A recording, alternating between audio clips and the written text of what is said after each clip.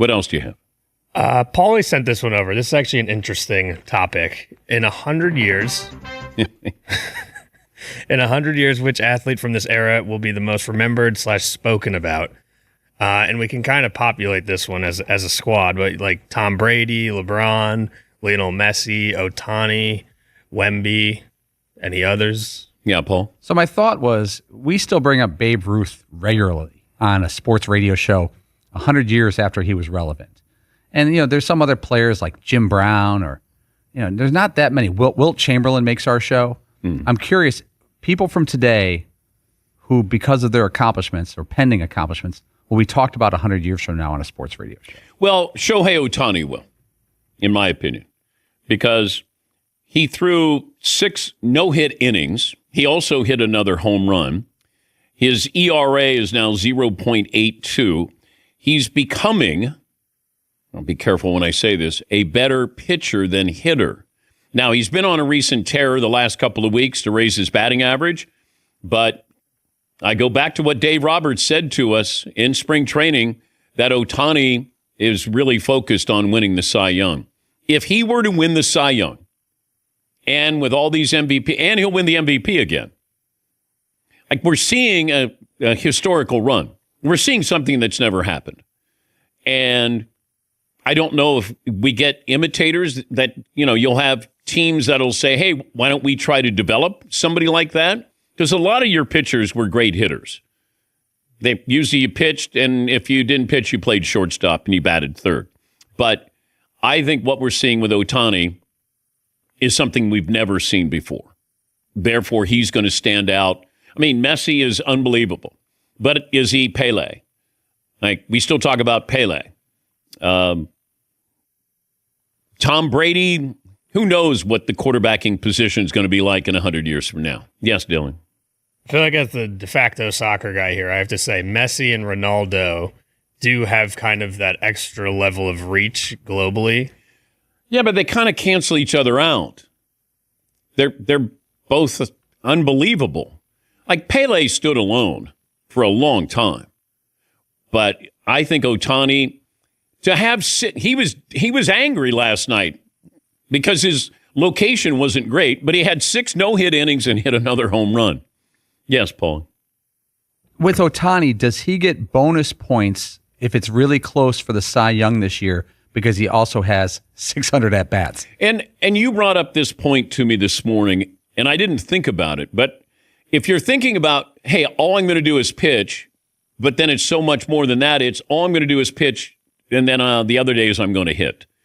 And you factor that in, because pitchers, hey, I got to have 4 days rest. I got to have 5 days rest. Shohei Ohtani doesn't get that. Now you can say, well, okay, we're going to be a DH. Okay, you still have to get ready for a game. So maybe not physically, but mentally, you're getting ready for another game. Yes, Dylan. Yeah, I mean, the argument in the past is, against pitchers winning the MVP has always been, well, you play every 5 days. Batters play every single day. But I do think that Ohtani will have a tough time winning, unless it is by just undisputed that he's the Cy Young. I think he'll have a tough time if he's basically just winning the MVP every season. I think they'll be hesitant to give him both unless it is just you can't make an argument. All right, he's pitched 55 innings. His ERA is 0.82. Go back to the start of the season. Skeens had a bad outing against the Mets. His ERA was 64. Plus, he's hit 383 over the past 13 games. And you're right. The voters might say, well, you got the MVP. Let Skeens get the Cy Young again. Yeah, Paul. Most starting pitchers have 11 or 12 starts at this juncture of the season. Ohtani has 8. Yeah. So he's behind the curve a little bit, and that could be used against him. But I'm going to have to get the numbers here. And Big Day Ray had these, or we were talking about this, the amount of innings he's going to have to pitch. Because if I look at Chris Sale and Jacob deGrom, some of these guys who have won the Cy Young, I think Ohtani might have to pitch 170 innings. Even Tarek Skubal, I don't know what his numbers were, probably under 200. I mean, it is remarkable the amount of innings that pitchers don't pitch anymore. Yes, Dylan.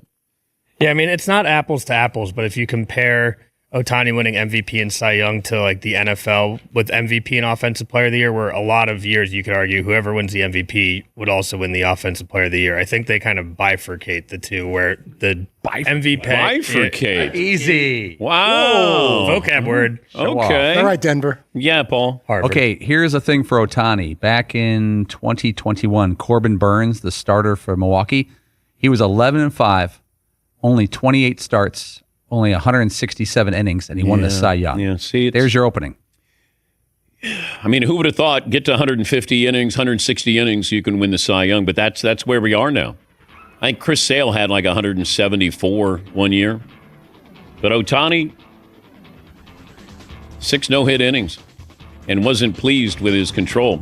Let's get to some Dodger history, you guys, because over the past week, Shohei Ohtani, Roki Sasaki, and Yoshinobu Yamamoto each had scoreless starts and combined for 18.1 scoreless innings. Now, Yamamoto started the run against the Phillies. In May, he went 5 1/3 scoreless innings, struck out 10, which tied the most strikeouts he had ever had in a start. Ohtani followed that against the D-backs.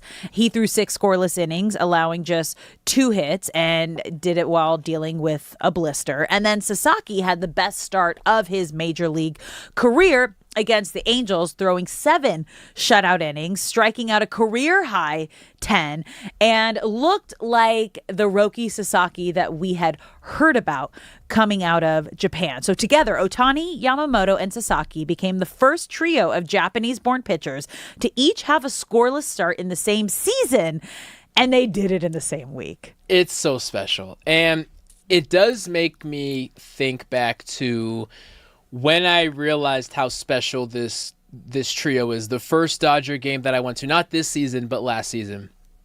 And of course, they were coming off of a World Series, and there was this new young guy named Roki who we were expecting to see at some point this season. Didn't know much about him, but the significant increase in Asian Americans at that stadium and jerseys was when it finally hit me how momentous this was. Like, obviously, as a baseball fan, you heard the name Yoshinobu Yamamoto maybe 2 or 3 years before he signed, and you obviously knew who Shohei was.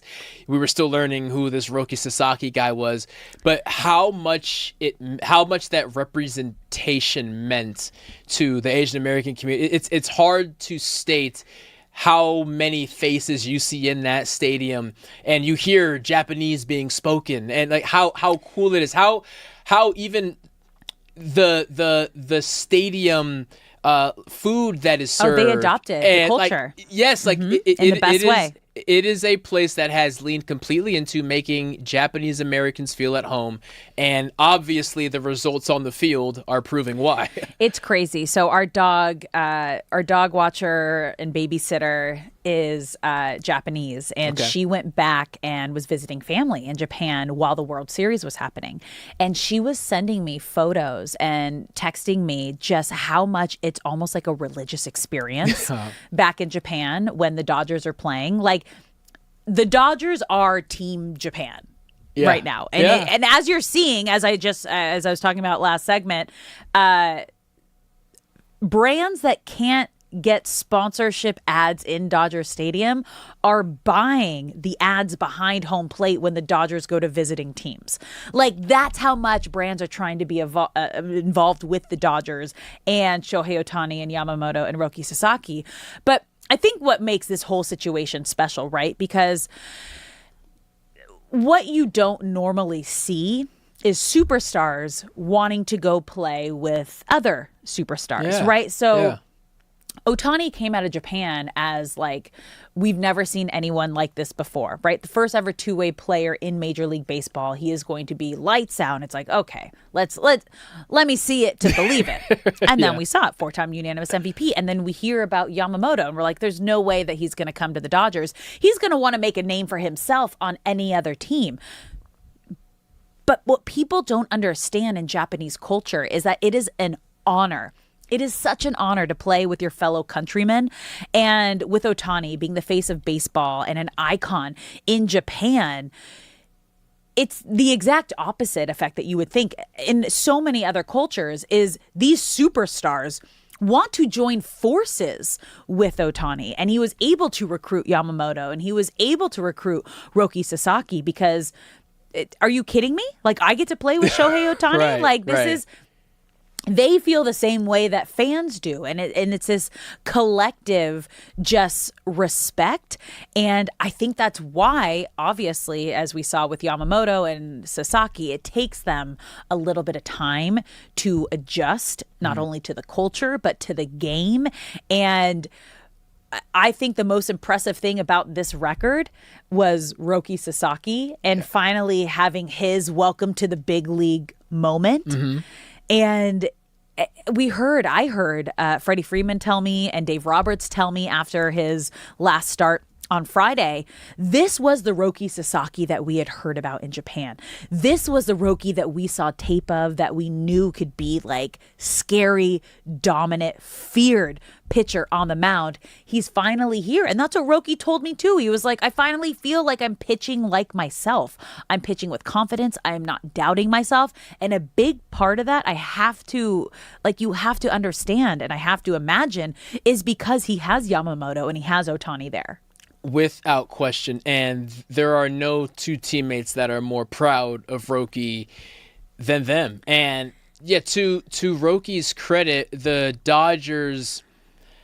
faces of Dodgers starting pitching has been a duo in Yamamoto and Shohei. And Roki is 24 years old. He was 23, maybe even 22 when he initially signed on as a Dodger. And the idea that kid is on his way maybe to making this a trio instead of a duo. Can't put him there just yet. But if he continues to put together starts like we saw this weekend, how awesome is that? And it increases tenfold the fandom and the religion, as you put it, that the baseball. Japanese culture has for Dodgers baseball. I mean, even small things, how Shohei refuses to not use an interpreter even though he can speak English because there are thousands and millions of people back home who want to know what he's saying. An entire country. And what's going on.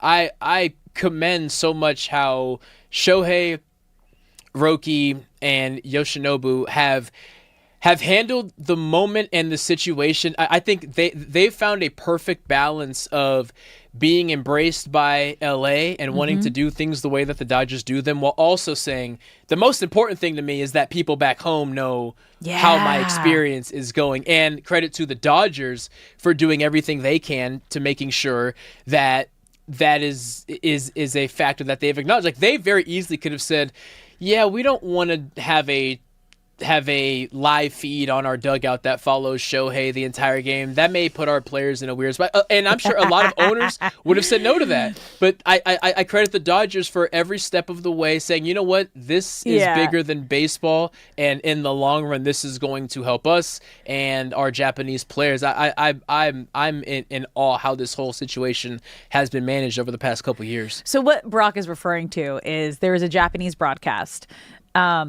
that follows, obviously, Dodgers baseball and Shohei Ohtani, and they don't necessarily go to commercial break. What do? They just have a camera that is like the Shohei cam. And it just follows him no matter what he's doing in the dugout. Even if another player hits a home run, sometimes it's just panning straight to Ohtani. What's Ohtani doing? That man is so aware that every little thing he does is being watched by an entire country, which is also probably why we don't see him at batting practice often. And talking to a lot of the players and media members that were in Japan with them when the Dodgers went to Japan last year and covering the WBC, the players are like, it's hard to wrap your head. It's like when you see like the Bieber mania or back in the day, the Beatle mania, like it's that kind of insanity where there's never a moment that you are the biggest thing that anyone around you has ever seen. Like people freak out about like anywhere you go, anything you do, everything is watched. Like I remember, I think it was Mookie Betts was talking about it and Freddie Freeman. They were like, it's insane what he deals with on a daily basis. Absolutely insane. Nobody knows, like, you don't know fame until you follow around Shohei Ohtani in Japan. Right. The aspect of it that blows my mind too, and we can tie this into LeBron James, of at 16 years old, LeBron James was given expectations that were impossible to meet. And here we sit 20-something years later, that not only has he met those expectations, he left them in the dust 8 years ago, right? Yeah. Shohei, same exact situation. We hear there is a guy that can pitch and hit and can do both at a Hall of Fame level. That is an impossible standard to meet, and he has already, in his 9th year, surpassed those expectations. And I sit here again in awe, and to remind people, do not be like me. Do not spend the first couple years of LeBron James' career thinking that you have to be a Laker homer and therefore have to hate anyone who's threatening Kobe Bryant's reign on the NBA. You can hate the Dodgers all you want, but really sit back and appreciate not just what Shohei Ohtani is doing, but what the Dodgers are doing and what this moment is for Japanese Americans. And if you love baseball and the game growing, this only makes the game bigger. 4-time unanimous MVP. When you said it in his 9th season, he's already lived up to the expectations. I would say he's surpassed them. 4-time unanimous MVP and came to the Dodgers and won a back-to-back World Series. Let's get 3. Yeah, dude. Quest for a 3-peat. It's happening. It's so happening. You know.